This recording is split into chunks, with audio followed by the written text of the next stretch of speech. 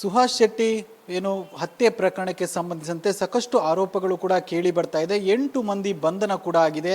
ಈ ಒಂದು ಪ್ರಕರಣಕ್ಕೆ ಸಂಬಂಧಿಸಿದಂತೆ ಮಾತನಾಡೋದಕ್ಕೆ ಸುಳ್ಯ ಕ್ಷೇತ್ರದ ಶಾಸಕಿಯಾದಂಥ ಭಾಗೀರಥಿ ಮುರುಳಿ ಅವರು ನಮ್ಮ ಜೊತೆ ಇದ್ದಾರೆ. ಅವ್ರ ಜೊತೆ ಮಾತಾಡ್ಸ್ಕೊಂಡು ಹೋಗೋಣ.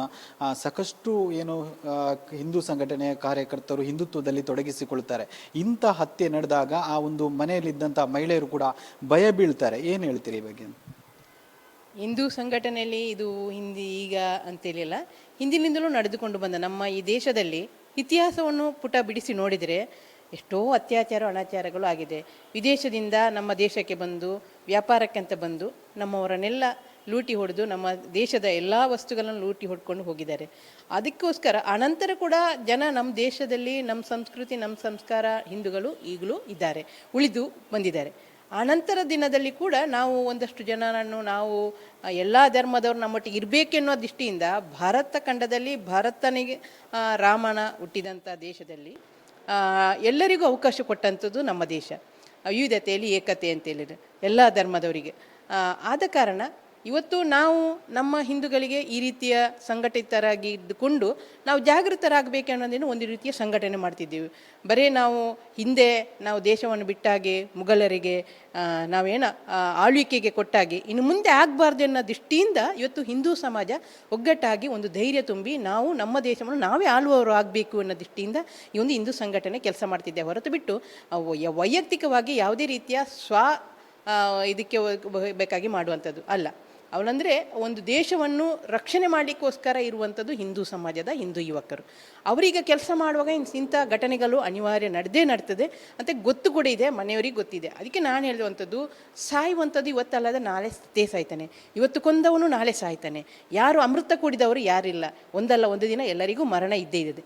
ಆ ನಿಟ್ಟಿನಲ್ಲಿ ನಾನು ಆ ಮನೆಯವರಿಗೆ ಹೇಳುವಂಥದ್ದು, ಮನೆಯವರ ಅವರಿಗೆ ಧೈರ್ಯ ತುಂಬಬೇಕು. ಅಂದರೆ ಅವರು ಒಳ್ಳೆಯ ಕೆಲಸಕ್ಕೆ ಅವರನ್ನು ಪ್ರೇರೇಪಣೆ ಮಾಡಬೇಕು.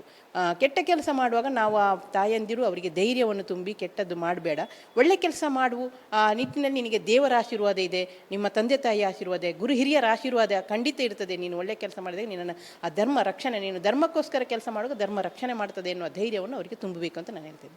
ನೀವು ಮೊನ್ನೆ ಘಟನೆಯ ವಿಡಿಯೋವನ್ನು ಕೂಡ ಗಮನಿಸಬಹುದು. ಒಂದು ಕಡೆಯಲ್ಲಿ ಏನು ಸುಹಾಸ್ ಶೆಟ್ಟಿ ಏನು ಹತ್ಯೆಯಾಗಿ ವಿಲವಿಲ ಒದ್ದಾಡ್ತಾ ಇದ್ದಾನೆ, ಮತ್ತೊಂದು ಕಡೆಯಲ್ಲಿ ಏನು ಆ ಇಬ್ಬರು ಮಹಿಳೆಯರೇನಿದ್ದಾರೆ ಆ ವಿಲವಿಲ ಒದ್ದಾಡುವನ್ನು ನೋಡಿದ್ಬಿಟ್ಟು ಈ ಕಡೆ ಏನು ಹಂತಕರೇನಿದ್ದಾರೆ ಅವರು ಎಸ್ಕೇಪ್ ಆಗುವುದಕ್ಕೆ ಸಹಕಾರ ಮಾಡುವ ರೀತಿಯಲ್ಲಿ ವಿಡಿಯೋ ಇದೆ. ಈ ಮನಸ್ಥಿತಿಯ ಬಗ್ಗೆ ಏನು ಹೇಳ್ತೀರಾ? ಅದು ತುಂಬ ಖೇದನೀಯ ಆಗ್ತದೆ ನನಗೆ, ಅಂದರೆ ತುಂಬ ಬೇಸರ ಆಗ್ತದೆ. ಆ ಮನಸ್ಥಿತಿಯಲ್ಲಿ ಒಂದು ತಾಯಿಯ ಕರುಣೆ ಅಲ್ಲಿ ಕರಗಬೇಕಿತ್ತು. ತಾಯಿ ಮನಸ್ಸು ಹೇಗಿರ್ತದೆ, ಆದರೆ ಅಲ್ಲಿ ಅವರು ಮಹಿಳೆಯ ಅಥವಾ ಯಾರು ಅಂತೇಳಿ ಹೇಳಲಿಕ್ಕೆ ಅವರು ಬುರ್ಕದ ಒಳಗಿದ್ದಾರೆ.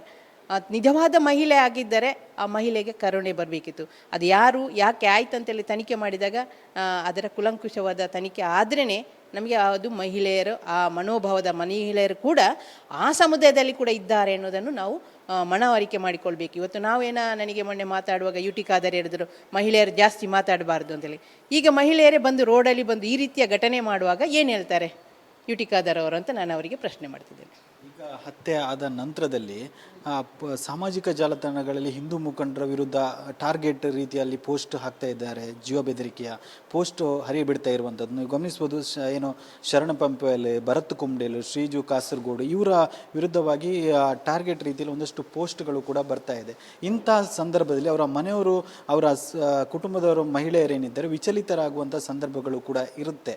ಅವರಿಗೆ ನೀವು ಏನು ಹೇಳ್ತೀರಾ? ಅದರ ಬಗ್ಗೆ ವಿಚಲಿತರಾಗೋದು ಬೇಡ. ಯಾಕೆಂದರೆ ಪೊಲೀಸ್ ಇಲಾಖೆ ಇರೋದು ಯಾಕೆ? ರಕ್ಷಣೆಗೋಸ್ಕರ.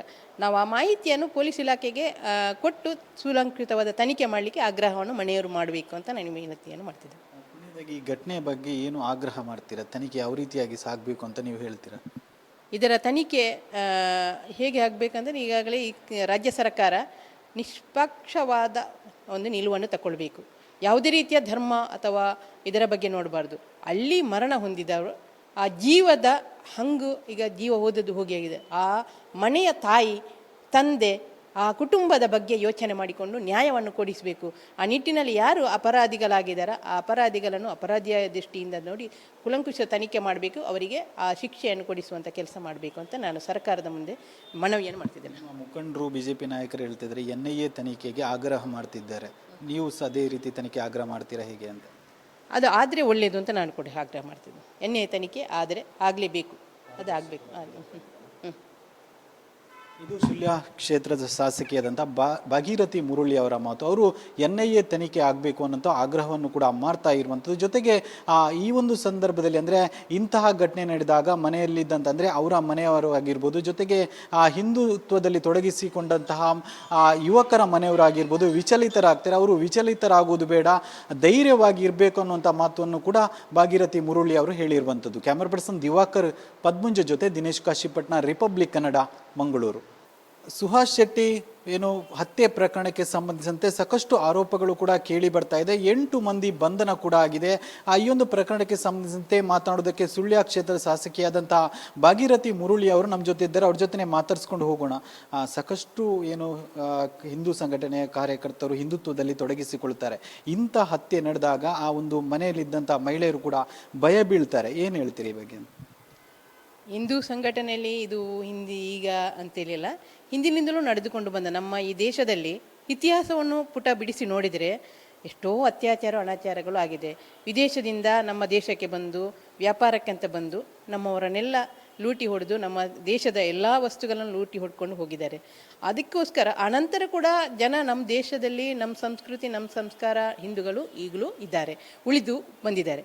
ಅನಂತರ ದಿನದಲ್ಲಿ ಕೂಡ ನಾವು ಒಂದಷ್ಟು ಜನರನ್ನು ನಾವು ಎಲ್ಲ ಧರ್ಮದವರು ನಮ್ಮೊಟ್ಟಿಗೆ ಇರಬೇಕೆನ್ನೋ ದೃಷ್ಟಿಯಿಂದ ಭಾರತ ಖಂಡದಲ್ಲಿ ಭಾರತನಿಗೆ ರಾಮನ ಹುಟ್ಟಿದಂಥ ದೇಶದಲ್ಲಿ ಎಲ್ಲರಿಗೂ ಅವಕಾಶ ಕೊಟ್ಟಂಥದ್ದು ನಮ್ಮ ದೇಶ.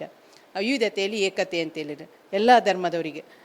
ಆದ ಕಾರಣ ಇವತ್ತು ನಾವು ನಮ್ಮ ಹಿಂದೂಗಳಿಗೆ ಈ ರೀತಿಯ ಸಂಘಟಿತರಾಗಿ ಇದ್ದುಕೊಂಡು ನಾವು ಜಾಗೃತರಾಗಬೇಕು ಅನ್ನೋದೇನು ಒಂದು ರೀತಿಯ ಸಂಘಟನೆ ಮಾಡ್ತಿದ್ದೀವಿ. ಬರೀ ನಾವು ಹಿಂದೆ ನಾವು ದೇಶವನ್ನು ಬಿಟ್ಟಾಗೆ ಮುಘಲರಿಗೆ ಆಳ್ವಿಕೆಗೆ ಕೊಟ್ಟಾಗೆ ಇನ್ನು ಮುಂದೆ ಆಗಬಾರ್ದು ಅನ್ನೋ ದೃಷ್ಟಿಯಿಂದ ಇವತ್ತು ಹಿಂದೂ ಸಮಾಜ ಒಗ್ಗಟ್ಟಾಗಿ ಒಂದು ಧೈರ್ಯ ತುಂಬಿ ನಾವು ನಮ್ಮ ದೇಶವನ್ನು ನಾವೇ ಆಳುವವರು ಆಗಬೇಕು ಅನ್ನೋ ದೃಷ್ಟಿಯಿಂದ ಈ ಒಂದು ಹಿಂದೂ ಸಂಘಟನೆ ಕೆಲಸ ಮಾಡ್ತಿದ್ದೆ. ಹೊರತು ಬಿಟ್ಟು ವೈಯಕ್ತಿಕವಾಗಿ ಯಾವುದೇ ರೀತಿಯ ಇದಕ್ಕೆ ಬೇಕಾಗಿ ಮಾಡುವಂಥದ್ದು ಅಲ್ಲ. ಅವಳಂದರೆ ಒಂದು ದೇಶವನ್ನು ರಕ್ಷಣೆ ಮಾಡಲಿಕ್ಕೋಸ್ಕರ ಇರುವಂಥದ್ದು ಹಿಂದೂ ಸಮಾಜದ ಹಿಂದೂ ಯುವಕರು.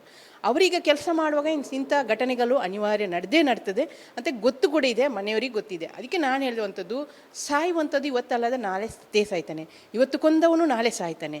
ಯಾರು ಅಮೃತ ಕುಡಿದವರು ಯಾರಿಲ್ಲ, ಒಂದಲ್ಲ ಒಂದು ದಿನ ಎಲ್ಲರಿಗೂ ಮರಣ ಇದ್ದೇ ಇದೆ. ಆ ನಿಟ್ಟಿನಲ್ಲಿ ನಾನು ಆ ಮನೆಯವರಿಗೆ ಹೇಳುವಂಥದ್ದು, ಮನೆಯವರ ಅವರಿಗೆ ಧೈರ್ಯ ತುಂಬಬೇಕು. ಅಂದರೆ ಅವರು ಒಳ್ಳೆಯ ಕೆಲಸಕ್ಕೆ ಅವರನ್ನು ಪ್ರೇರೇಪಣೆ ಮಾಡಬೇಕು.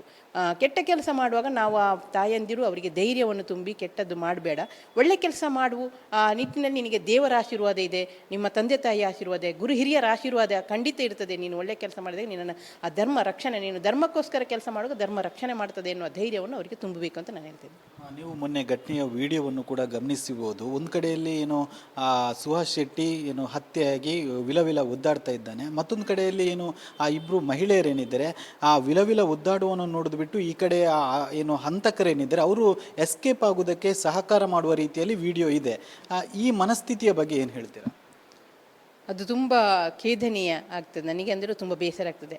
ಆ ಮನಸ್ಥಿತಿಯಲ್ಲಿ ಒಂದು ತಾಯಿಯ ಕರುಣೆ ಅಲ್ಲಿ ಕರಗಬೇಕಿತ್ತು. ತಾಯಿ ಮನಸ್ಸು ಹೇಗಿರ್ತದೆ. ಆದರೆ ಅಲ್ಲಿ ಅವರು ಮಹಿಳೆಯ ಅಥವಾ ಯಾರು ಅಂತೇಳಿ ಹೇಳಲಿಕ್ಕೆ ಅವರು ಬುರ್ಕದ ಒಳಗಿದ್ದಾರೆ. ನಿಜವಾದ ಮಹಿಳೆ ಆಗಿದ್ದರೆ ಆ ಮಹಿಳೆಗೆ ಕರುಣೆ ಬರಬೇಕಿತ್ತು. ಅದು ಯಾರು ಯಾಕೆ ಆಯ್ತು ಅಂತೇಳಿ ತನಿಖೆ ಮಾಡಿದಾಗ ಅದರ ಕುಲಂಕುಷವಾದ ತನಿಖೆ ಆದ್ರೇ ನಮಗೆ ಅದು ಮಹಿಳೆಯರು, ಆ ಮನೋಭಾವದ ಮಹಿಳೆಯರು ಕೂಡ ಆ ಸಮುದಾಯದಲ್ಲಿ ಕೂಡ ಇದ್ದಾರೆ ಅನ್ನೋದನ್ನು ನಾವು ಮನವರಿಕೆ ಮಾಡಿಕೊಳ್ಬೇಕು. ಇವತ್ತು ನನಗೆ ಮೊನ್ನೆ ಮಾತಾಡುವಾಗ ಯುಟಿಕಾದರೆ ಹೇಳಿದ್ರು ಮಹಿಳೆಯರು ಜಾಸ್ತಿ ಮಾತಾಡಬಾರ್ದು ಅಂತೇಳಿ. ಈಗ ಮಹಿಳೆಯರೇ ಬಂದು ರೋಡಲ್ಲಿ ಬಂದು ಈ ರೀತಿಯ ಘಟನೆ ಮಾಡುವಾಗ ಏನು ಹೇಳ್ತಾರೆ ಯುಟಿಕಾದರ್ ಅವರು ಅಂತ ನಾನು ಅವರಿಗೆ ಪ್ರಶ್ನೆ ಮಾಡ್ತಿದ್ದೇನೆ. ಈಗ ಹತ್ಯೆ ಆದ ನಂತರದಲ್ಲಿ ಸಾಮಾಜಿಕ ಜಾಲತಾಣಗಳಲ್ಲಿ ಹಿಂದೂ ಮುಖಂಡರ ವಿರುದ್ಧ ಟಾರ್ಗೆಟ್ ರೀತಿಯಲ್ಲಿ ಪೋಸ್ಟ್ ಹಾಕ್ತಾ ಇದ್ದಾರೆ, ಜೀವ ಬೆದರಿಕೆಯ ಪೋಸ್ಟ್ ಹರಿಬಿಡ್ತಾ ಇರುವಂಥದ್ದು ನೀವು ಗಮನಿಸ್ಬೋದು. ಶರಣ ಪಂಪೆಯಲ್ಲಿ, ಭರತ್ ಕುಂಬ್ಡೇಲು, ಶ್ರೀಜು ಕಾಸರಗೋಡು ಇವರ ವಿರುದ್ಧವಾಗಿ ಟಾರ್ಗೆಟ್ ರೀತಿಯಲ್ಲಿ ಒಂದಷ್ಟು ಪೋಸ್ಟ್ಗಳು ಕೂಡ ಬರ್ತಾ ಇದೆ. ಇಂಥ ಸಂದರ್ಭದಲ್ಲಿ ಅವರ ಮನೆಯವರು, ಅವರ ಕುಟುಂಬದವರು, ಮಹಿಳೆಯರೇನಿದ್ದಾರೆ ವಿಚಲಿತರಾಗುವಂಥ ಸಂದರ್ಭಗಳು ಕೂಡ ಇರುತ್ತೆ. ಅವರಿಗೆ ನೀವು ಏನು ಹೇಳ್ತೀರಾ? ಅದರ ಬಗ್ಗೆ ವಿಚಲಿತರಾಗೋದು ಬೇಡ. ಯಾಕೆಂದರೆ ಪೊಲೀಸ್ ಇಲಾಖೆ ಇರೋದು ಯಾಕೆ? ರಕ್ಷಣೆಗೋಸ್ಕರ. ನಾವು ಆ ಮಾಹಿತಿಯನ್ನು ಪೊಲೀಸ್ ಇಲಾಖೆಗೆ ಕೊಟ್ಟು ಸುಲಂಕೃತವಾದ ತನಿಖೆ ಮಾಡಲಿಕ್ಕೆ ಆಗ್ರಹವನ್ನು ಮನೆಯವರು ಮಾಡಬೇಕು ಅಂತ ನಾನು ವಿನಂತಿಯನ್ನು ಮಾಡ್ತಿದ್ದೆ. ಈ ಘಟನೆಯ ಬಗ್ಗೆ ಏನು ಆಗ್ರಹ ಮಾಡ್ತೀರಾ? ತನಿಖೆ ಯಾವ ರೀತಿಯಾಗಿ ಸಾಗಬೇಕು ಅಂತ ನೀವು ಹೇಳ್ತೀರಾ? ಇದರ ತನಿಖೆ ಹೇಗೆ ಆಗಬೇಕಂದ್ರೆ ಈಗಾಗಲೇ ರಾಜ್ಯ ಸರ್ಕಾರ ನಿಷ್ಪಕ್ಷವಾದ ಒಂದು ನಿಲುವನ್ನು ತಗೊಳ್ಬೇಕು. ಯಾವುದೇ ರೀತಿಯ ಧರ್ಮ ಅಥವಾ ಇದರ ಬಗ್ಗೆ ನೋಡಬಾರ್ದು. ಅಲ್ಲಿ ಮರಣ ಹೊಂದಿದವರು ಆ ಜೀವದ ಹಂಗು, ಈಗ ಜೀವ ಹೋದದ್ದು ಹೋಗಿಯಾಗಿದೆ, ಆ ಮನೆಯ ತಾಯಿ ತಂದೆ ಆ ಕುಟುಂಬದ ಬಗ್ಗೆ ಯೋಚನೆ ಮಾಡಿಕೊಂಡು ನ್ಯಾಯವನ್ನು ಕೊಡಿಸಬೇಕು. ಆ ನಿಟ್ಟಿನಲ್ಲಿ ಯಾರು ಅಪರಾಧಿಗಳಾಗಿದ್ದಾರೋ ಆ ಅಪರಾಧಿಗಳನ್ನು ಅಪರಾಧಿಯ ದೃಷ್ಟಿಯಿಂದ ನೋಡಿ ಕುಲಂಕುಷ ತನಿಖೆ ಮಾಡಬೇಕು, ಅವರಿಗೆ ಆ ಶಿಕ್ಷೆಯನ್ನು ಕೊಡಿಸುವಂಥ ಕೆಲಸ ಮಾಡಬೇಕು ಅಂತ ನಾನು ಸರ್ಕಾರದ ಮುಂದೆ ಮನವಿಯನ್ನು ಮಾಡ್ತಿದ್ದೇನೆ. ಮುಖಂಡರು BJP ನಾಯಕರು ಹೇಳ್ತಿದ್ದಾರೆ NIA ತನಿಖೆಗೆ ಆಗ್ರಹ ಮಾಡ್ತಿದ್ದಾರೆ, ನೀವು ಸಹ ಅದೇ ರೀತಿ ತನಿಖೆ ಆಗ್ರಹ ಮಾಡ್ತೀರಾ ಹೇಗೆ ಅಂತ? ಅದು ಆದರೆ ಒಳ್ಳೆಯದು ಅಂತ ನಾನು ಕೂಡ ಆಗ್ರಹ ಮಾಡ್ತಿದ್ದೆ. NIA ತನಿಖೆ ಆದರೆ ಆಗಲೇಬೇಕು, ಅದು ಆಗಬೇಕು. ಇದು ಸುಳ್ಯ ಕ್ಷೇತ್ರದ ಶಾಸಕಿಯಾದಂಥ ಭಾಗೀರಥಿ ಮುರಳಿ ಅವರ ಮಾತು. ಅವರು NIA ತನಿಖೆ ಆಗಬೇಕು ಅನ್ನೋಂಥ ಆಗ್ರಹವನ್ನು ಕೂಡ ಮಾಡ್ತಾ ಇರುವಂಥದ್ದು. ಜೊತೆಗೆ ಈ ಒಂದು ಸಂದರ್ಭದಲ್ಲಿ ಅಂದರೆ ಇಂತಹ ಘಟನೆ ನಡೆದಾಗ ಮನೆಯಲ್ಲಿದ್ದಂಥ ಅಂದರೆ ಅವರ ಮನೆಯವರು ಆಗಿರ್ಬೋದು, ಜೊತೆಗೆ ಹಿಂದುತ್ವದಲ್ಲಿ ತೊಡಗಿಸಿಕೊಂಡಂತಹ ಯುವಕರ ಮನೆಯವರಾಗಿರ್ಬೋದು ವಿಚಲಿತರಾಗ್ತಾರೆ. ಅವರು ವಿಚಲಿತರಾಗುವುದು ಬೇಡ, ಧೈರ್ಯವಾಗಿ ಇರಬೇಕು ಅನ್ನುವಂಥ ಮಾತನ್ನು ಕೂಡ ಭಾಗೀರಥಿ ಮುರಳಿ ಅವರು ಹೇಳಿರುವಂಥದ್ದು. ಕ್ಯಾಮರಾ ಪರ್ಸನ್ ದಿವಾಕರ್ ಪದ್ಮುಂಜ ಜೊತೆ ದಿನೇಶ್ ಕಾಶಿಪಟ್ನ, ರಿಪಬ್ಲಿಕ್ ಕನ್ನಡ, ಮಂಗಳೂರು.